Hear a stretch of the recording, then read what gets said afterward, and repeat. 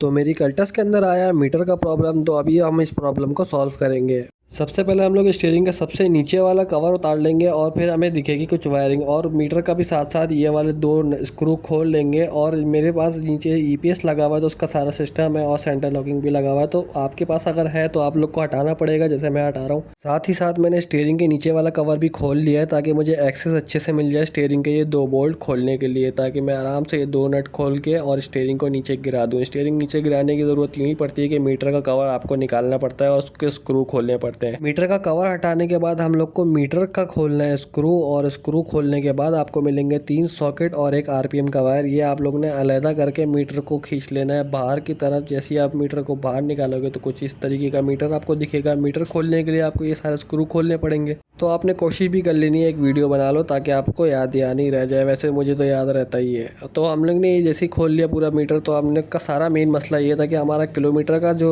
Machine थी ये नहीं काम कर रहा था। तो हम लोग इसको ग्रीसिंग वगैरह सर्विस वगैरह करेंगे। बाकी सारा हमारा ऑल ओके था, तो हम किसी को कुछ भी नहीं छेड़ेंगे। बाकी की हम चीज़ें सर्विस करेंगे अपने हाथों से और उसको ऐसी की ऐसी ही रख देंगे। उसको ज़्यादा हम लोग छेड़ेंगे नहीं। और ये सारा डेंसो का काम इसमें हुआ है तो वो मैं आपको दिखा चाह रहा था। पीछे जो इसकी प्लेट वगैरह हम इसको वॉश कर लेंगे, जो वॉशेबल चीज़ है। ये देख रहे हैं आप जंग लगा हुआ है, तो हमने इसको इस तरीके से रेगमाल के थ्रू साफ़ करना है ताकि इसका करंट अच्छी से पास हो सके। आप जैसे कि देख सकते हैं वीडियो के अंदर अभी चमकने लग गए। उसके बाद मैंने इसको जैसे निकाला था वैसे फिट करके हम लोग ने इसको 100 किलोमीटर रन किया और 100 किलोमीटर परफेक्ट किलोमीटर इसने मुझे बताया है। और ये हो गया हमारा काम।